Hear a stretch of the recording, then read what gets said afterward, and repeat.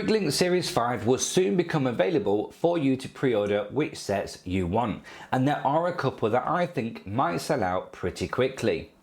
Please do let me know in the comments which ones are your favourite and which, if any, you'll be buying. Now, there is one thing that you do not need to pre-order, and that is my gratitude for subscribing to this channel. You can do that now by hitting the subscribe button below. On the 10th of June, you'll be able to pre-order Series 5 of the BrickLink sets. They'll only be producing 30,000 of these sets, so if you like any of them, then you might want to get them early. Let's have a quick look at the 5 sets. And here we have the Thieves of Tortuga, and it is £299.99. So this is one of the 2 more expensive sets. This set comes with 4,002 pieces, with 7 stickers and 13 minifigures, which includes pirates and imperial guards. It looks really nice. There are 6 individual buildings. This includes tavern, captain's residence, loot houses, and more. One thing I do really like is the rich textures. The roof tiles look incredible. I really like how they have gone for different shades of roof tiles. So we have like a browns, we've got reds, we've got oranges, and it just looks really nice. It makes each building look individual. And I really like the brickwork that they've done on here with the blue bricks. I think that stands out really nice as well, with the water coming out here, which is quite a funny little scene. And yeah, even the grey tiled stonework here works really well. Now, I'm currently building the Black Seas Barracuda, and this would just go perfectly well with that set. The next one we have is the Popcorn Wagon, and that is $49.99, and that comes with 594 pieces with 3 minifigures and 3 stickers. Now this set just looks really nice. It could incorporate, if it's the right scale, into a Lego city really well. I love the way that they've done this, the popcorn. There's plenty of accessories. We've got this one with a balloon dog, which is quite a unique piece. I've only ever seen that once before. I really like that. But the actual way that they've got this set up, the kind of diorama, just looks really good. The build looks quite simplistic, but also complicated. And I just think it would go perfect if you had a Lego city of some description. This could be outside the theatre, it could be by the park, it could just work really well.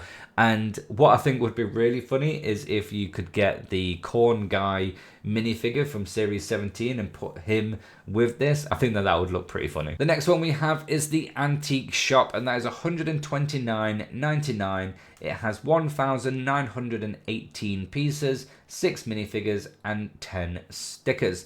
So this one has got me a little bit divided, if I'm honest. I really like the building itself. I love the way that the building looks. The only thing I'm not a massive fan of is the roof. It looks a little bit too dark for me. I don't get the studs that are on display in lines.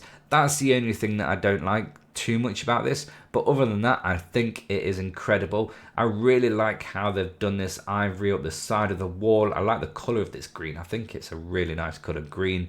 We have the ladder here, which looks pretty cool.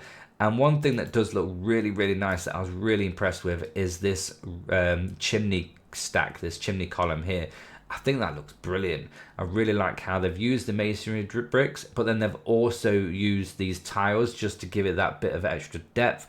Definitely something that I think I'm going to look into doing when I do my own mocks of buildings. I think that works really well. And this tree is pretty cool as well. Here's inside the antique house. So this is the extra accessories that, obviously, if you've got antique building, it's got to sell things. So here we have these. We've got like a spaceman portrait. We've got a knight's helmet. We've even got Robin Hood's hat. A nice chest set. So yeah, some nice little accessories to go into that antique shop. And the minifigures are pretty decent. We have, 4 adults, 1 child and a baby, and they're quite a nice variation as well.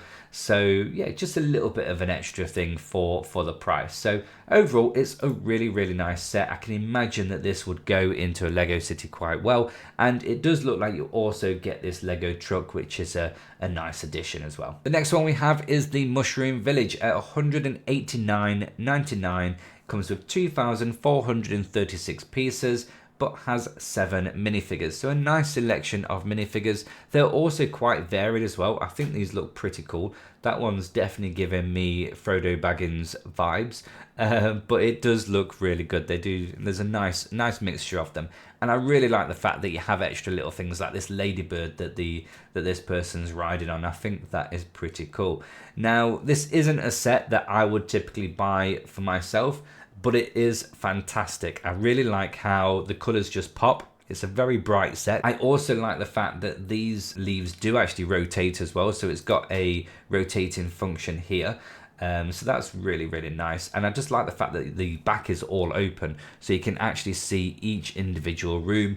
So even though this is not a set that I would purchase for myself, I think it's a great set. I'm pretty sure they already had a mushroom set previously, so obviously this would make a great addition. And then finally we have Adventure in Transylvania, and this is the second of the more expensive sets, $299.99. This has 4,056 pieces, so a lot of pieces. There are 11 stickers and again 14 minifigures, so you get a nice selection of minifigures.